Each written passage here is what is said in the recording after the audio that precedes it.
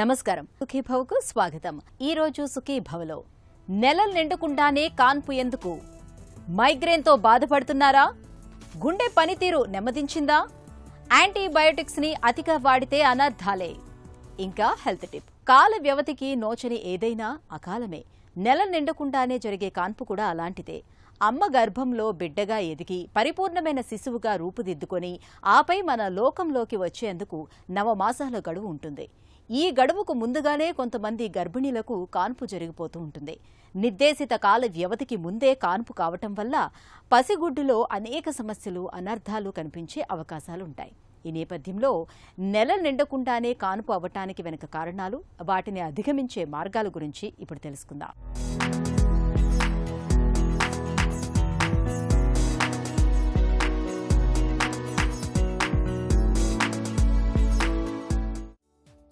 విలక్షణమైన మన ప్రకృతిలో ప్రతి అంశానికి ఒక నిర్దిష్టమైన కాల వ్యవధి ఉంది.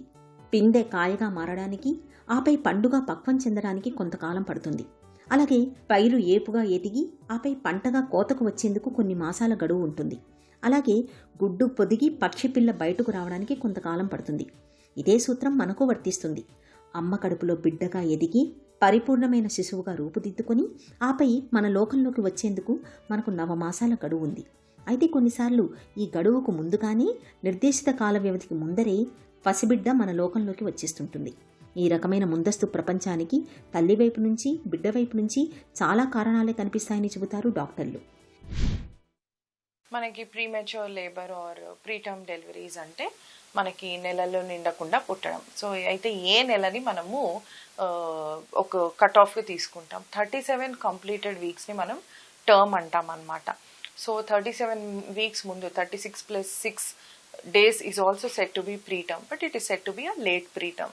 సో మనకి వయబిలిటీ వచ్చేసి ఇప్పుడైతే first according to standard guide lines it is 24 weeks. దీనికి మనకు మెటర్నల్ అండ్ ఫీటల్ కాజెస్గా అంటే తల్లి నుంచి కొన్ని కారణాలు ఉంటాయి, బిడ్డ నుంచి కూడా కొన్ని కారణాలు ఉంటాయి అన్నమాట. మనకి తల్లి నుంచి కారణాలు కనుక తీసుకుంటే మోస్ట్ కామన్ వచ్చేసి షార్ట్ సర్విక్స్, అంటే గర్భసంచి ముఖద్వారము మనకి 2.5 సెంటీమీటర్స్ కన్నా తక్కువ ఉంటే ప్రీటర్మ్ డెలివరీ అవుతుంది అని చాలా చెప్తూ ఉంటారు. బట్ క్లినికల్గా మాత్రం మేము యాజ్ గైనకాలజిస్ట్ 3 సెంటీమీటర్స్ కట్ ఆఫ్గా తీసుకుంటాము. షార్ట్ సర్విక్స్ తర్వాత ఆస్ ఇన్కాంపిటెన్స్ అంటారు. ప్రతి ఒక్కరికి బాడీలో కొలేజన్ పర్సంటేజ్ అనేది డిఫరెంట్గా ఉంటుంది అనమాట.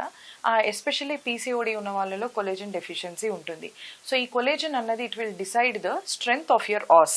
సో ఈ కొలేజన్ డెఫిషియన్సీ కనుక ఉంటే మనకి ఇంటర్నల్ ఆస్ దగ్గర పటుత్వం అన్నది ఉండదు. సో అలాంటి సందర్భాల్లో కూడా మనకి ప్రీటర్మ్ డెలివరీ అయ్యే అవకాశాలు ఉంటాయి. సో ఒబెసిటీ, పీసీఓడి ఉన్న OSA and pre eclampsia or PIH అన్నవి కూడా చాలా కామన్గా ఉంటాయి. ఇవన్నీ ఇంటర్లింక్డ్ అనమాట. సో అలాంటప్పుడు కూడా మనకి ప్రీటర్మ్ డెలివరీస్ అయ్యే అవకాశాలు ఉంటాయి. పోతే ఇంకొకటి ఏసిమ్టమాటిక్ బ్యాక్టీరియా. మదర్లో యూరిన్ ఇన్ఫెక్షన్ చాలా తెలియకుండా ఏసిమ్టమాటిక్గా ఉంటుంది ప్రెగ్నెన్సీలో. సో అది 10⁵ కన్నా ఎక్కువ ఉంటే ఆ కౌంట్, బ్యాక్టీరియా కౌంట్ ఎక్కువ ఉంటే దాన్ని ఏసిమ్టమాటిక్ బ్యాక్టీరియా అంటాం, which needs a definitive treatment and culture and sensitivity. So ఇలా యూరిన్ ఇన్ఫెక్షన్స్ ఉన్నా, కాన్స్టిపేషన్ ఉన్నా, లేకపోతే వెజనల్ ఇన్ఫెక్షన్స్, తెల్లబట్ట అవుతుంది ప్రెగ్నెన్సీలో, దాన్ని లైట్ తీసుకోవద్దండి. ప్రతి ఒక్క గైనకాలజిస్ట్ తెల్లబట్ట కొంచెం ఉన్నా ఎక్కువ ఉన్నా చెకప్కి వచ్చినప్పుడు, లేదా తెల్లబట్ట అయితూ మీకు అది ఇబ్బందిగా ఉన్నప్పుడు మీరు చెకప్కి వచ్చి కింద బిటడిన్ క్లీనింగ్ అన్నది చేయించుకొని అక్కడ పెసరీ ట్రీట్మెంట్, ఒక యాంటీబయాటిక్ కోర్స్ తీసుకుంటే మనకు ఆ తెల్లబట్ట ఇన్ఫెక్షన్ అన్నది ప్రీటర్మ్ డెలివరీ కింద మారకుండా ఉంటుంది. నవమాసాలు నిండకుండానే కాన్పు కావడాన్ని వైద్య పరిభాషలో ప్రిమెచ్యూర్ డెలివరీగా పిలుస్తారు. కాబోయే అమ్మకు హై బీపీ ఉన్నప్పుడు, మూత్రనాళ ఇన్ఫెక్షన్లతో బాధపడుతున్నప్పుడు, వజైనల్ లేదా వైరల్ ఇన్ఫెక్షన్లు ఉన్నప్పుడు, మధుమేహం, థైరాయిడ్ లోపాలతో సతమతం అవుతున్నప్పుడు ముందస్తుగా కాన్పు జరిగే అవకాశాలు ఎక్కువగా ఉంటాయి. తొలి కాన్పు ప్రిమెచ్యూర్ డెలివరీ అయితే తర్వాతి కాన్పు కూడా అదే అయ్యే అవకాశం ఎక్కువగా ఉంటుంది. ఇక గర్భిణీ దశలో తీవ్రమైన ఒత్తిడి, ఆందోళనకు గురవుతున్నప్పుడు కూడా ప్రిమెచ్యూర్ డెలివరీ జరిగే అవకాశం ఉంటుంది. గర్భాశయ ద్వారం, సర్విక్స్ బలహీనంగా ఉన్నప్పుడు, గర్భాశయ ఆకృతిలో లోపాలు ఉన్నప్పుడు, గర్భంలో కవలలు పెరుగుతున్నప్పుడు, గర్భంలో నీరు ఎక్కువగా ఉన్నప్పుడు, మాయ కిందకు జారినప్పుడు నెలలు నిండకుండానే కాన్పయ్యే అవకాశాలు ఎక్కువగా ఉంటాయి. 18 ఏళ్లలోపు 35 ఏళ్లకు పైన గర్భం ధరించిన వారికి ప్రిమెచ్యూర్ డెలివరీ ముప్పు ఎక్కువగా ఉంటుంది. ఇక పొగ, మద్యం అలవాట్లు ఉన్నవారికి, పోషకాహార లోపంతో బాధపడే వారికి సహజంగానే ముందుగా కాన్పు జరిగే అవకాశాలు ఎక్కువగా ఉంటాయని చెబుతారు నిపుణులు. మనకి ప్రీమెచ్యూర్ లేబర్లో తల్లికి వచ్చే సమస్యలు అంటే మోస్ట్లీ బీపీ, ఎక్లాంసియాలో ఉన్నప్పుడు మనకి ఇంకొక ఆప్షన్ ఉండదు. మనకి ఎటు తిప్పి బిడ్డను తీస్తే కానీ మనం తల్లిని మనం కాపాడలేము అనమాట. సో బట్ ఈ రోజుల్లో మనం అన్నీ ముందే కనుక్కోగల మార్కర్స్, బ్లడ్ మార్కర్స్ కానీ అడ్వాన్స్డ్ టెస్ట్ మనకి రేడియోలాజికల్గా కూడా యూట్రైనాటరీ డాప్లర్ ఇలాంటివి మనకి హెల్ప్ చేయడం వల్ల చాలా వరకు బీపీ అన్నది మనం ప్రీ ఎక్లాంసియాకి తీసుకెళ్లే ముందే అరిగట్టి మనం safe mother and baby delivery అన్నది మనము చేయగలుగుతున్నాం అన్నమాట. సో మదర్కి ఫిట్స్ కానీ లేకపోతే పీపీహెచ్ అంటారు. ఈ బీపీ వచ్చిన కండిషన్స్లో ఏమవుతుందంటే బికాజ్ ఈ ప్రోథ్రాంబోటిక్ ఈవెంట్ కాబట్టి ఇది మనకి థ్రాంబోసిస్ అయ్యి ప్లేట్లెట్స్ అన్నీ కన్జ్యూమ్ అయిపోతాయి. కన్జంప్టివ్ కోయాగ్లోపతి అంటారు. ప్లేట్లెట్స్ అన్నీ బ్లడ్ క్లాట్స్లో కన్జ్యూమ్ అయిపోయాక బ్లడ్ అంతా పల్సగా అయిపోతుంది. పల్సగా అయిపోయిన బ్లడ్ ఆగదు. మనం ఏ చిన్న క్యాన్యులా వేసినా, ఏ చిన్న మనం ఫోలిక్ ఎథిటర్ వేసినా, ఎక్కడ వేసినా కూడా మనకి బ్లడ్ అన్నది అన్స్టాపబుల్గా వెళ్ళిపోయి మదర్ను కోల్పోయే అవకాశాలు ఉంటాయి అన్నమాట. ఈ coming to this placenta previa or increta percreta మనకి ఆబ్స్టిక్ హిస్టెక్టమీ అంటాము. కొన్నిసార్లు పేషెంట్ని కాపాడడానికి మనము గర్భసంచి తీస్తే కానీ మనం పేషెంట్ని కాపాడలేము, లేకపోతే అధిక రక్తస్రావం అయిపోయి పేషెంట్ చనిపోయే సిచ్యువేషన్స్ కూడా వస్తాయి. సో అలాంటప్పుడే ఒక క్వాటర్నరీ కేర్ సెంటర్కి వెళ్తే where radiological like interventional radiology facilities కనుక ఉన్న సెంటర్కి కనుక మీరు వెళ్తే, బ్లడ్ బ్యాంక్ సపోర్ట్ ఉన్న సెంటర్కి కనుక మీరు వెళ్తే మదర్నే కాకుండా మదర్ యొక్క గర్భసంచిని, బిడ్డని అందరినీ చక్కగా కాపాడి మనం ఒక హ్యాపీ ఫ్యామిలీని మనము అందించగలం అన్నమాట. నెలలు నిండకుండానే కాన్పు జరిగే అవకాశం ఉన్నప్పుడు అందుకు సంబంధించిన లక్షణాలు ముందుగానే కనిపిస్తుంటాయి. గర్భిణీలో తరచూ పురిటి నొప్పుల్ని తలపించే కాంట్రాక్షన్స్ వచ్చిపోతుంటాయి. ఉమ్మనీరు లీక్ అవుతూ ఉంటుంది. వెన్నులో తీవ్రమైన నొప్పి బాధిస్తుంటుంది. యోని నుంచి డిశ్చార్జ్ అకస్మాత్తుగా పెరుగుతుంటుంది. ఇలాంటి లక్షణాలు కనిపిస్తున్నప్పుడు ఆలస్యం చేయకుండా గర్భిణిని వెంటనే ఆసుపత్రికి తీసుకెళ్లాలి. నెలలు నిండకుండానే కాన్పు జరిగే అవకాశం కనిపిస్తున్నప్పుడు కాంట్రాక్షన్స్ను తగ్గించడానికి డాక్టర్లు అవసరమైన మందుల్ని ఇస్తారు. బిడ్డ ఊపిరితిత్తులు త్వరగా అభివృద్ధి చెందడానికి వీలుగా స్టెరాయిడ్ ఇంజెక్షన్లను కూడా ఇస్తుంటారు. ఇన్ఫెక్షన్ల ప్రమాదాన్ని తగ్గించడానికి యాంటీబయాటిక్స్ను కూడా ఇవ్వాల్సి ఉంటుంది. అన్నింటికి మించి పసిబిడ్డ పుట్టాక ఎదురయ్యే సమస్యల్ని అధిగమించేందుకు NICU కేర్ని ముందే సిద్ధం చేయాల్సి ఉంటుంది. ఫస్ట్ 3 monthsలోనే రిస్క్ ఫ్యాక్టర్స్ ఏంటి అన్నవి అసెస్ చేసుకోవాలి. ఇలా అసెస్ చేసుకుని జాగ్రత్తగా ముందే మనం సర్కులా చేసుకుంటే బెటర్. వాళ్ళకి ఎక్స్ప్లెయిన్ చేసి సర్కులా చేయటం better, so that we can prevent preterm delivery. And కొందరు అందరూ సర్కులాజ్కి ఒప్పుకోరు. కొందరు హై డోస్ ప్రొజెస్ట్రాన్స్ పెట్టి బెడ్ రెస్ట్ పెట్టి వాళ్ళ డైలీ యాక్టివిటీ వరకు we will recommend. Beyond that we don't recommend. Intercourse avoid చేయమంటాం, కింద కూర్చోవడం అవాయిడ్ చేయమంటాం, స్టేర్స్ ఎక్కడం అవన్నీ చాలా వరకు అవాయిడ్ చేయమని చెప్తాం, కాన్స్టిపేషన్ అవాయిడ్ చేయమని చెప్తాం. ఎటువంటి యూరిన్ ఇన్ఫెక్షన్స్ కానీ వైట్ డిశ్చార్జ్ కానీ ఏది ఉన్నా కూడా దాన్ని కొంచెం ఓవర్గా ట్రీట్ చేయడం ప్రాబ్లం ఏం లేదు. అండ్ ఆల్సో బీపీ రెగ్యులర్గా చెక్ చేయమని చెప్తాము. మనము డయాబెటీస్ ఫ్యామిలీ హిస్టరీ కనుక ఉంటే OGTT పర్ఫామ్ చేసి ఫ్రీక్వెంట్గా every 6 months fasting post lunch check చేయడం అనేది జరుగుతూ ఉంటుంది. కొందరికి previous history of recurrent pregnancy loss or mid trimester loss or వాళ్ళకి last trimester IUDs or stillbirths అట్లా ఉన్న వాళ్ళకి ఫ్రీక్వెంట్ ఫీటల్ డాప్లర్స్ చెప్పి మనం we can assess the blood supply to the baby. And దానే యాంటీనేటల్ ఫీటల్ సర్వైలెన్స్ అంటాము. లేకపోతే ఫ్రీక్వెంట్గా CTGs తీసుకోవచ్చు ఆఫ్టర్ 32 weeks. ట్విన్స్, ట్రిప్లెట్స్ అట్లా ఉంటే కనుక fetal doppler is a must, especially when they are sharing the same placenta. Monochorionic placenta కనుక ఉన్నప్పుడు మాత్రం చాలా కేర్ఫుల్గా మనం ఫీటల్ డాప్లర్స్ చేసుకొని ఎప్పుడు కూడా ట్విన్ టు ట్విన్ ట్రాన్స్ఫ్యూషన్స్ కానీ ట్రాప్ కానీ అట్లా అవ్వకుండా మనం జాగ్రత్తగా ప్రెగ్నెన్సీని మానిటర్ చేసుకుంటూ మనం డెలివర్ చేసుకోవాలన్నమాట. కాల వ్యవధికి నోచని ఏదైనా అకాలమే. నెలలు నిండకుండా జరిగే కాన్పు కూడా అలాంటిదే. ముందుగానే కాన్పు కావడం అన్నది ఇటు తల్లికి అటు బిడ్డకు సమస్యల బెడదను పెంచుతుంది. కాబట్టి ఇలాంటి ముందస్తు ప్రసవాల్ని నివారించడానికి ముందు నుంచి తగిన జాగ్రత్తలు తీసుకోవాల్సి ఉంటుంది. గర్భిణీ దశలో క్రమం తప్పకుండా పరీక్షలు చేయించుకుంటూ ఉండాలి.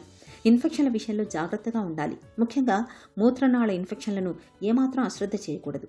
వెంటనే తగిన వైద్యం తీసుకోవాలి. గర్భాశయ ముఖద్వారం సర్విక్స్ బలహీనంగా ఉన్నప్పుడు సర్వైకల్ సర్క్లాజ్ అనే కుట్టు వేయించుకోవడం మంచిది. హై రిస్క్ ప్రెగ్నెన్సీ ఉన్నప్పుడు హార్మోన్ థెరపీ తీసుకోవడం మేలు. ఇక గర్భంతో ఉన్నప్పుడు ధూమపానం, మద్యపానం వంటి వాటికి తప్పనిసరిగా దూరంగా ఉండాలి. ఆరోగ్యకరమైన ఆహారంతో పాటు చాలినంత విశ్రాంతి తీసుకోవాలి. ఒత్తిడికి దూరంగా ఉండాలి. ఈ జాగ్రత్తలు ముందస్తు ప్రసవాల్ని చాలా వరకు నివారిస్తాయి. నిద్ర చాలనప్పుడు, పని ఒత్తిడి ఎక్కువైనప్పుడు తలనొప్పిగా అనిపించడం మామూలే. ఇలాంటప్పుడు ఒక కప్పు కాఫీ లేదా టీ తాగితే వెంటనే తలనొప్పి తగ్గిపోతుంది. అయితే తలనొప్పిలోనే మైగ్రేన్ అనే మహా తలనొప్పి ఒకటి ఉంది. తలలో నరాలు చిట్లిపోతున్నాయా, తలపై ఎవరైనా సుత్తులతో బాదుతున్నారా అన్నంతగా వేధిస్తుంది. మరీ ముఖ్యంగా మైగ్రేన్ అనేది మహిళల్లో ఎక్కువగా కనిపిస్తుంది. మైగ్రేన్ బాధల్ని తట్టుకోలేక చాలామంది ఆత్మహత్య ఆలోచనలు సైతం చేస్తూ ఉంటారు. నిత్య జీవితాన్ని దుర్భరంగా మార్చే మైగ్రేన్ గురించిన పూర్తి వివరాల్ని ఇప్పుడు తెలుసుకుందాం. ముఖ్యంగా ఈ మైగ్రేన్ తలనొప్పి అనేది వన్ సైడెడ్ హెడేక్, అంటే ఓకే యూనిలేటరల్ హెడేక్ అంటారు. సో లెఫ్ట్ సైడ్ కానీ లేకపోతే రైట్ సైడ్ కానీ వస్తుంటుంది. ఒకసారి రైట్ సైడ్ వస్తే ఒకసారి లెఫ్ట్ సైడ్ రావడం జరుగుతుంటుంది. బట్ ఈ హెడేక్ అనేది మరీ సివియర్గా వచ్చినప్పుడు ఒక సైడ్ స్టార్ట్ అయ్యేసి మొత్తము టోటల్ హెడ్ అంతా స్ప్రెడ్ కావడం జరుగుతుంటుంది. అంతేకాకుండా ఈ హెడేక్ వచ్చినప్పుడు ఇంకా వేరే లక్షణాలు కూడా ఉంటాయి యాక్చువల్లీ ఈ హెడేక్తో పాటు. ముఖ్యంగా ఏమిటంటే విజువల్ సిమ్టమ్స్, అంటే చూపులో రకరకాల తేడాలు రావడం. సో ఒకటి వచ్చి వాళ్ళకు బ్లర్రింగ్ ఆఫ్ విజన్, అంటే ముందు పక్క ఏం కనపరాకుండా పోవడం, కొద్దిసేపు ఒక ఫ్యూ మినిట్స్ వరకు ముందు పక్క ఏం కనపరాకుండా మబ్బు అయిపోతుంది. రెండోది వచ్చి జిగ్జాగ్ లైట్స్, అంటే సింటిలేటింగ్ లైట్స్ అంటారు, జిగ్జాగ్ లైట్స్ రావడము. అది కూడా ఒక 5 minutes to 10 minutes ఉండేసి మళ్ళీ స్లోగా తగ్గుతూ వస్తుంటుంది. అంతే టెలిస్కోపిక్ విజన్, అంటే ఒక చిన్న పాయింట్ మాత్రమే కనపస్తుంటుంది, ఆ చుట్టూ మొత్తం బ్లర్ అయిపోతుంది, చుట్టుపక్కల ఏం కనపడదు. సో టెలిస్కోపిక్ విజన్ అంటారు దాన్ని. సో అటువంటిది రావడం, ఈ విధంగా రకరకాల విజువల్ సిమ్టమ్స్ అనేది అదొక లక్షణం. మూడోది ఏమిటంటే ఈ హెడేక్ వచ్చినప్పుడు చాలామందికి వామిటింగ్ సెన్సేషన్ కానీ లేకపోతే వామిటింగ్ రావడం జరుగుతుంటుంది. కొందరు ఏమంటారంటే ఈ వామిటింగ్ వచ్చిన తర్వాత ఈ తలనొప్పి తగ్గిపోయిందని కూడా చెప్తుంటారు యాక్చువల్లీ. అది ఒక లక్షణం. ఇంకా ఈ హెడేక్ వచ్చినప్పుడు ఇంకొక ముఖ్యమైన లక్షణం ఏంటంటే ఈ సౌండ్ కానీ లైట్ కానీ వాళ్ళు తట్టుకోలేరు యాక్చువల్లీ. సో రెండోది వచ్చి లైట్ కూడా, వాళ్ళకు బ్రైట్ లైట్, ఏదన్నా ఫంక్షన్లలో ఎక్కువ లైట్స్ ఉంటాయి యాక్చువల్లీ. ఆ లైట్స్ వాళ్ళు ఆ హెడేక్ వచ్చినప్పుడు అటువంటి లైట్స్ ఉంటే వాళ్ళు ఇరిటేషన్కు గురవుతుంటారు. సో కోపం రావడం జరుగుతుంటుంది. సో ఇది ఇంకొక లక్షణం. సో ఈ హెడేక్, మైగ్రేన్ హెడేక్ వచ్చినప్పుడు ఫస్ట్ హెడేక్ తగ్గేదానికి కొన్ని ట్యాబ్లెట్స్ ఉంటాయి. అవి ముఖ్యంగా 100కి 80 నుంచి 90 మందికి సింపుల్ ట్యాబ్లెట్స్తోనే తగ్గిపోతుంది. సో అది తగ్గినప్పుడు అప్పుడప్పుడు మనము ట్రిప్టాన్స్ అని వాడుతుంటాం యాక్చువల్లీ. అది చాలా తక్కువ మందికి వాడాల్సిన అవసరం ఉంటుంది. అది కూడా తగ్గిన వారికి, ఎవరికి రేర్గా రెసిస్టెంట్ మైగ్రేన్ అంటారు, కొందరికి ఒక 1% ఆఫ్ పీపుల్కు అంత సివియర్ హెడేక్ వస్తుంటుంది. వాళ్లకు ఈ బొటాక్స్ అనేది ఇంజెక్షన్ ఇస్తుంటారు. బట్ ఒక 1000 మందిలో ఒకరికి అవసరం ఉంటుంది. అది హార్ట్ ఫెయిల్యూర్ అంటే గుండె తన శక్తి సామర్థ్యాలు కోల్పోయి రక్తాన్ని సరిగ్గా పంపింగ్ చేయలేక అవస్థలు పడుతుందని అర్థం. ఇది చాలా ఇబ్బందికరమైన పరిస్థితి. గుండె పనితీరు నెమ్మదించినప్పుడు శరీర కణాలకు తగినంత ప్రాణవాయువు అందదు. ఇలాంటప్పుడు ఆయాసం అనేది అతిపెద్ద సమస్యగా మారుతుంది. చిన్న చిన్న పనులకే అలసట ముంచుకొచ్చేస్తూ ఉంటుంది. మరి ఈ ఇబ్బందుల్ని తట్టుకుంటూ జీవనయానాన్ని సాగించడం ఎలా? మనిషిని క్రమంగా జీవత్వంలా మార్చేసే దీర్ఘకాలిక జబ్బు హార్ట్ ఫెయిల్యూర్ గురించి ఇప్పుడు తెలుసుకుందాం. గుండె మెయిన్ ఫంక్షన్ అనేది అన్ని అవయవాలకి బ్లడ్ అనేది పంపింగ్ చేయడం. ఇప్పుడు అన్ని అవయవాలకి బ్లడ్ పంపింగ్ తగ్గినప్పుడు, రక్త సరఫరా తగ్గినప్పుడు మెయిన్ మనకి ఫస్ట్ వచ్చే లక్షణం అలసటగా ఉండటం, తర్వాత ఆయాసంగా ఉండటం. ఆయాసం అనేది ఇనీషియల్గా మొదట్లో నడిచినప్పుడు అనిపించడం ఆయాసం, క్రమేపీ మనం దాన్ని నెగ్లెక్ట్ చేయటం వల్ల రాత్రిపూట ఆయాసం ఎక్కువ అవటం, దీన్ని పెరాక్సిస్మల్ నాక్టర్నల్ డిస్నియా అంటారు. తర్వాత బాడీ అంతా వాపు రావటం, ఇనీషియల్గా కాళ్ళల్లో రావటం, తర్వాత పొట్ట వాపు రావటం, తర్వాత మనకి యూరిన్ అనేది తగ్గుతుంది, క్రమేపీ పొట్ట నొప్పి రావటం, లివర్ ఎఫెక్ట్ అవ్వటం, ఇవన్నీ కూడా క్రమేపీ దీని లక్షణాలు అన్నమాట. స్లోగా హార్ట్ పంపింగ్ తగ్గినప్పుడు మనకి ముఖ్యమైన ఆర్గాన్స్లో బ్రెయిన్కి రక్త సరఫరా తగ్గటం ఒకటి, కిడ్నీకి రక్త సరఫరా తగ్గటం వల్ల కిడ్నీలు ఫెయిల్ అయ్యే అవకాశం ఉంటుంది. మనకి గుండెలో కరెంట్ సిస్టమ్ అనేది కూడా ఉంటుంది. దీనివల్ల ఎరిథ్మియాస్ అని రావటం, సడన్గా పేషెంట్ చనిపోయే అవకాశాలు రావటం. సో ఎవరైనా హార్ట్ ఫెయిల్యూర్ అని నిర్ధారించాక నెగ్లెక్ట్ చేయకుండా ట్రీట్మెంట్ చేసుకోవటం అనేది చాలా ముఖ్యం. ఇది తగ్గటానికి మనం డయూరిటిక్స్ అనే డ్రగ్స్ ఇస్తాం. తర్వాత beta blockers.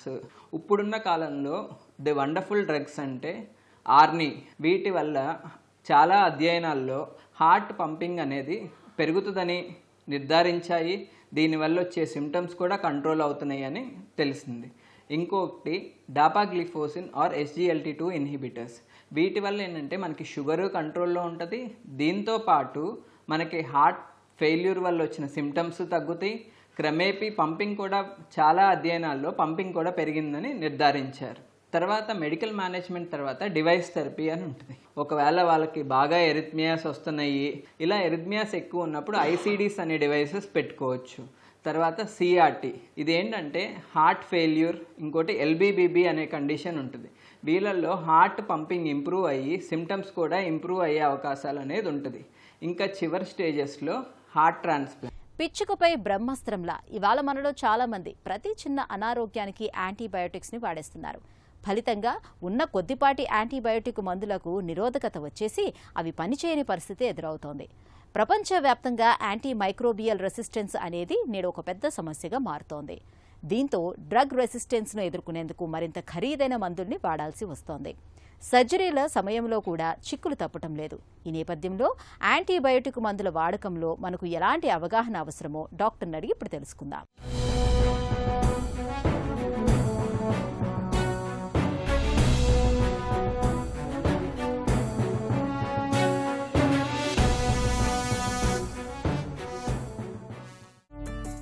Anti microbial resistance అంటే ఏంటి?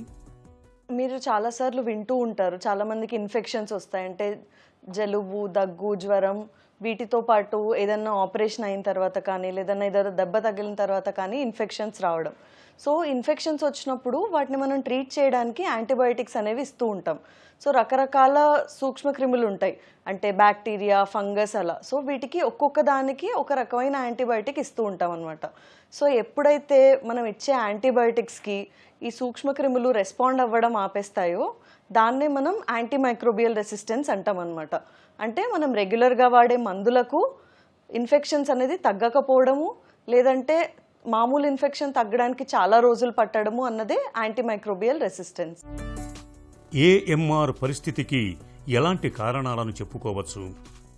మీరు చాలాసార్లు చూసుంటారు, ముఖ్యంగా ఊర్లలో కానీ లేదంటే మెడికల్ షాప్స్లో కానీ మీరు డైరెక్ట్గా వెళ్ళి జ్వరం వచ్చిందనో లేదంటే ఇంకా జలుబు, దగ్గు ఉంది అంటే వాళ్ళు డైరెక్ట్గా యాంటీబయోటిక్స్ ఇచ్చేస్తారు, ఏంటి డాక్టర్ ప్రిస్క్రిప్షన్ లేకుండానే. సో అలాంటప్పుడు ఏమవుతుంది అంటే మనం యాంటీబయోటిక్స్ అవసరం లేని సిచ్యువేషన్లో కూడా యాంటీబయోటిక్స్ వాడుతున్నాం. సో దీనివల్ల ఏంటి, మన బాడీలో ఉన్న క్రిములు ఏవైతే ఉంటాయో అవి అలవాటు పడిపోతాయి ఈ యాంటీబయోటిక్స్కి. సో దానివల్ల మనం ఫ్యూచర్లో ఎప్పుడైతే నిజంగా ఇన్ఫెక్షన్ వస్తుందో అప్పుడు యాంటీబయోటిక్స్ వాడటం వల్ల ఇవి ఆల్రెడీ ఇప్పుడు రెసిస్టెన్స్ అయిపోయాయి. సో ఇప్పుడు మందుల కన్నవి అవి రెస్పాండ్ అవ్వవు. సో ఇదొక ముఖ్య కారణం మెయిన్గా మన భారతదేశంలో. సో అది కాకుండా ఇంకోటి ఏంటి అంటే కొంతమంది జ్వరం వచ్చినప్పుడు యాంటీబయోటిక్స్ ప్రిస్క్రిప్షన్తో తీసుకున్నా కూడా జ్వరం తగ్గిపోయింది లేదంటే దగ్గు తగ్గిపోయింది అని చెప్పేసి వారం రోజులు వాడాల్సిన మందుల్ని 3 రోజుల్లోనో 4 రోజుల్లోనో ఆపేస్తారు. అది ఒకటి. ఇంకొకటి ఏంటి అంటే మా అమ్మగారికో లేదంటే ఇంకెవరో తెలిసిన వాళ్ళకి యాంటీబయాటిక్ వాడడం వల్ల నయమైపోయింది అని చెప్పేసి అది ప్రిస్క్రిప్షన్ లేకుండా తీసేసుకొని వాడేయటం కానీ, లేదంటే ఇంట్లో ఎప్పుడో కొన్న యాంటీబయాటిక్ షెల్ఫ్లో దొరికినప్పుడు ఏదైనా జ్వరం వచ్చినప్పుడు అది తీసుకొని వేసుకోవడం వల్ల కానీ, ఇలాంటి కారణాల వల్ల ఇవన్నీ మనం ప్రివెంట్ చేయగలిగేవి, మన చేతుల్లో ఉన్నవి.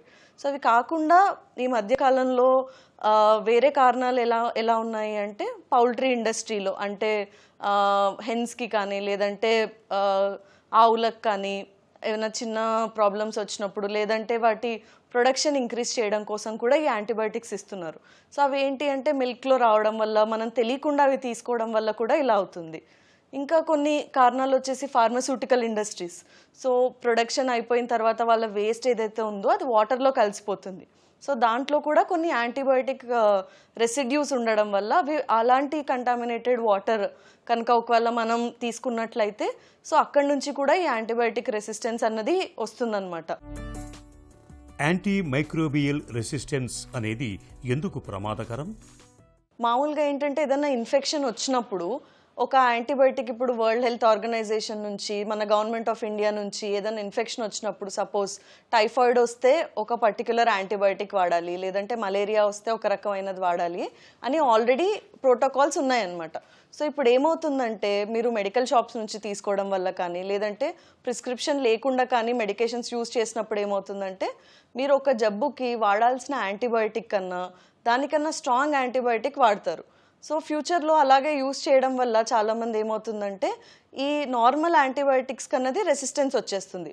సో అప్పుడు ఏంటి అంటే చిన్న ఇన్ఫెక్షన్ ట్రీట్ చేయడానికి కూడా కొత్త యాంటీబయాటిక్స్ లేదంటే చాలా కాస్ట్లీ యాంటీబయాటిక్స్ యూస్ చేయాల్సిన అవసరం వచ్చే పరిస్థితి ఉంది. ఇప్పుడు ఏమవుతుందంటే నార్మల్ యాంటీబయాటిక్స్కి రెస్పాండ్ రాకపోవడం వల్ల మనం కాస్ట్లీయర్ యాంటీబయాటిక్స్ వాడాల్సి వస్తుంది. సో వీటి వల్ల ఏంటి అంటే ప్రతి పేషెంట్కి కాస్ట్ పర్ ట్రీట్మెంట్ అంటే ఒక జ్వరం వచ్చినా ఏదన్నా వచ్చినా ముందు పడే ట్రీట్మెంట్ కాస్ట్ కన్నా ఇప్పుడు ట్రీట్మెంట్ అనేది డే బై డే ఇంక్రీజ్ అవుతుంది. సూపర్ బగ్స్ అంటే ఏంటి, వాటిని ఎలా ఎదుర్కోవాలి?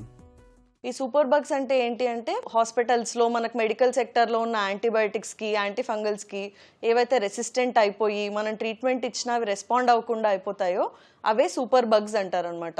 సో ఈ సూపర్ బగ్స్ అన్నవి మనకు కొంచెం ఇమ్యూనిటీ తగ్గినా లేదంటే మనం ఏదన్నా ఆపరేషన్ తర్వాత మనకు ఎప్పుడైతే ఇమ్యూనిటీ లో ఉంటుందో అప్పుడు మన బాడీని అఫెక్ట్ చేసే ఛాన్సెస్ అన్నవి చాలా ఎక్కువ ఉంటాయి అన్నమాట. యాంటీ మైక్రోబియల్ రెసిస్టెన్స్ని నివారించటం ఎలా? యాంటీ మైక్రోబియల్ రెసిస్టెన్స్ అన్నది ఒక సైలెంట్ పాండమిక్ అనమాట. అంటే మీకు తెలియకుండానే మీకు పెరిగే ప్రమాదం ఇది. సో దీనికి మనం అందరం బాధ్యతగా వహించడం చాలా ఇంపార్టెంట్. ఇప్పుడు వారోత్సవాలు ఉన్నాయి వరల్డ్ హెల్త్ ఆర్గనైజేషన్ నుంచి. సో వాళ్ళు ఏం చెప్పారంటే ఈరోజు act today and secure the future అని చెప్పారు. సో దీనికి మనం చేయాల్సినది ఏంటి యాజ్ ఇండివిజువల్స్ అంటే సో ఫస్ట్ థింగ్ యాంటీబయాటిక్ అన్నది ఓన్లీ ప్రిస్క్రిప్షన్తోనే తీసుకోవాలి. మెడికల్ షాప్స్కి వెళ్ళి తీసుకోవడం కానీ లేదంటే ఇంట్లో ఎవరన్నా వాడారని మనం కూడా అలాంటి యాంటీబయాటిక్ వాడడం అన్నది అసలు చేయకూడదు. ఇంకోటి ఏంటంటే డాక్టర్ ప్రిస్క్రైబ్ చేసిన డోస్ ఏదైతే ఉందో ఆ డోస్ కంపల్సరీ ఫాలో అవ్వాలి అండ్ ఎన్ని రోజులు చెప్పారో అన్ని రోజులు వాడాలి. మధ్యలో ఆపేయడం కానీ లేదంటే మధ్యలో గ్యాప్ ఇచ్చి మళ్ళీ వేసుకోవడం కానీ ఇలాంటివి చేయకూడదు అనమాట. సో ఇప్పుడు మనం జనరల్గా ఏదైనా ప్రాబ్లం వచ్చిందని మెడికల్ షాప్కి వెళ్ళినప్పుడు మనకు వాళ్ళు ఒక టాబ్లెట్ షీట్ ఇస్తారు. సో ఈ టాబ్లెట్ షీట్ ఇచ్చినప్పుడు ఏంటి అంటే మనం చాలా జాగ్రత్తగా ఉండాలి. దానిపైన ఒక రెడ్ కలర్ లైన్ ఉంటుంది. సో ఇదేంటంటే గవర్నమెంట్ ఆఫ్ ఇండియా మ్యాండేటరీగా చేసిన ఒక రెడ్ లైన్ అనమాట. ఇవన్నీ ఏంటి అంటే ఏవైతే రెడ్ లైన్ ఉన్నాయో అవి కేవలం ప్రిస్క్రిప్షన్ అంటే ఒక డాక్టర్ని కన్సల్ట్ అయ్యి కన్ఫర్మ్ చేసుకున్న తర్వాతనే వాడాల్సిన మెడికేషన్. సో మనం ఇంతసేపు మాట్లాడుతున్న యాంటీబయాటిక్స్ ఏవైతే ఉన్నాయో ఇవన్నీ ఈ రెడ్ లైన్ మెడికేషన్స్లోకి వస్తాయి అన్నమాట. సో ఎప్పుడైతే మీరు ఏదైనా ప్రాబ్లం వచ్చిందని మెడికల్ షాప్కి వెళ్ళినప్పుడు వాళ్ళు ఏదైనా టాబ్లెట్ ఇస్తే దానిపైన ఈ రెడ్ లైన్ ఉందో లేదో ఖచ్చితంగా చూసుకోవాలి. అండ్ ఈ రెడ్ లైన్ ఉన్నట్టయితే ఆ టాబ్లెట్ ఏదైతే ఉందో అది కేవలం డాక్టర్ని కన్సల్ట్ అయ్యి మీకున్న ప్రాబ్లంకి అది అవసరం ఉంది అంటేనే అప్పుడు స్టార్ట్ చేయాలి. యాంటీబయోటిక్ మందుల వాడకంలో మనకు విచక్షణ అవసరం. డాక్టర్ సలహా లేకుండా వాటిని ఎడాపెడా వాడకూడదు. ఇవాళ చాలా రకాల జబ్బులకు టీకాలు అందుబాటులో ఉన్నాయి. ఈ టీకాలని తీసుకుంటే యాంటీబయోటిక్ మందుల వాడకాన్ని చాలా వరకు తగ్గించుకోవచ్చు. ఇక ఈరోజు కార్యక్రమాన్ని ముగించే ముందు ఒక చిన్న చిట్కా మీకోసం. చలికాలంలో ఆహారంలో వెల్లుల్లిని ఎక్కువగా తీసుకోండి. వెల్లుల్లిలో యాంటీ బ్యాక్టీరియల్, యాంటీసెప్టిక్ గుణాలు అధికంగా ఉంటాయి. వెల్లుల్లి రెబ్బల్ని మెత్తగా చేసి వాటికి కొద్దిగా ఉప్పు, కారం తగిలించి వేడివేడి అన్నంలోకి కలుపుకొని తింటే రుచికరంగా ఉండటమే కాదు వేధించే గొంతు ఇన్ఫెక్షన్లు ఇట్టే తగ్గుముఖం పడతాయి.